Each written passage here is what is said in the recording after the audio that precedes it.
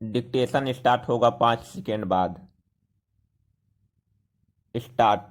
कांग्रेस के पूर्व उपाध्यक्ष राहुल गांधी ने कोविड-19 पर श्वेत पत्र जारी करते हुए कल जो बातें कही उनके अपने राजनीतिक निहितार्थ हो सकते हैं, लेकिन कुछ बिंदुओं को महज राजनीति कहकर खारिज नहीं किया जा सकता।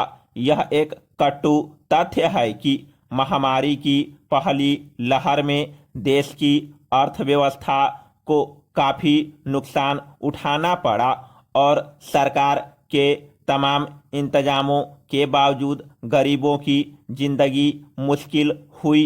इसलिए दूसरी लहर की आशंकाओं व चेतावनियों के प्रति जैसी संजीदगी की अपेक्षा केंद्र और राज्य सरकारों से की जा रही थी, उसे बरतने में उनसे चूक हुई। जबकि उनके सामने यूरोप के कई देशों के उदाहरण थे जहां सर्दियों में ही दूसरी लहर आ गई थी।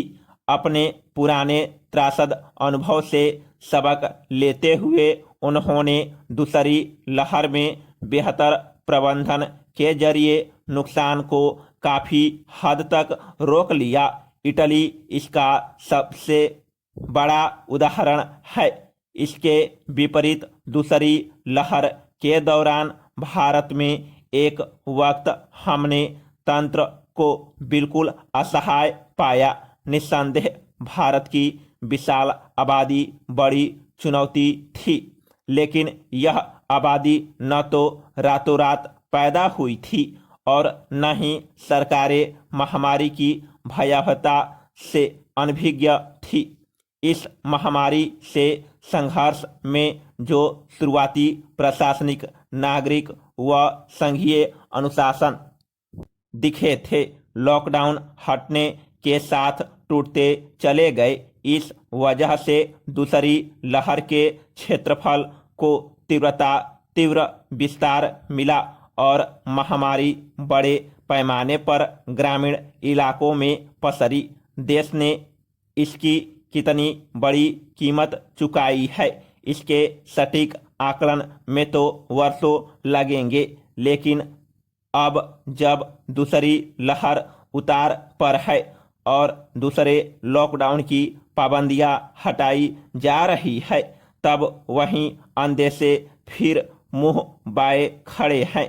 इसलिए प्रधानमंत्री और दूसरे जिम्मेदार मंचों ने भी आगाह किया है कि महामारी अभी खत्म नहीं हुई है और पिछली गलतियों को दोहराने से हर सूरत में बचा जाए। विशेषज्ञ तो शुरू से चेता रहे हैं कि वैक्सीन लेने के बाद भी अभी कोविड प्रोटोकॉल का पालन अनिवार्यतः करना होगा। राहुल गांधी महामारी की शुरुआत से ही प्रेस कॉन्फ्रेंस और ट्वीट के जरिए इसके बारे में अपनी बात रखते रहे हैं। श्वेत पत्र को इसी कड़ी में देखा जाएगा। वैसे प्रधानमंत्री द्वारा बुलाई गई सर्वदलीय बैठकों में अन्य विरोधी दलों की ओर से भी कई सुझाव आए, लेकिन दुर्योग से किसी सकारात्मक विपक्षी सुझाव और अच्छी सरकार पहल से ज्यादा विवाद ही सुर्खियां बटोरते रहे। असल में न सत्ता पक्ष में अब इतनी उदारता रही कि विपक्ष के साथ वह कोई श्रेय साझा करे और न विपक्ष में इतना धैर्य बचा है कि वह सत्ता की गरिमा का ख्याल रखे। बहरहाल राहुल ने श्वेत पत्र में तीसरी लहर की आशंका के मद्देनजर मुकम्मल तैयारी का अहम मुद्दा उठाया है। तीसरी लहर की आशंका वरिष्ठ स्वास्थ्य विशेषज्ञ भी जता चुके हैं।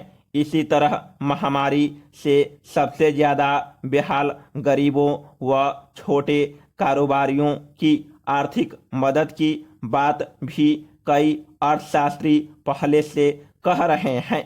जहां तक कोविड मुआवजा कोष बनाने का सुझाव है, तो आने वाले दिनों में केंद्र पर इसका दबाव बढ़ सकता है, क्योंकि कई राज्य सरकारें पहले ही मुआवजे घोषित कर चुकी है। जो भी हो, लोकतंत्र में सत्ता और विपक्ष की अपनी अपनी भूमिका है। दोनों के रिश्ते आरोपों प्रत्यारोपों में गर्क न हो और उनमें रचनात्मक संवाद की भरपूर गुंजाइश रहे, तो इससे जनता का ही भला होता है। समाप्त।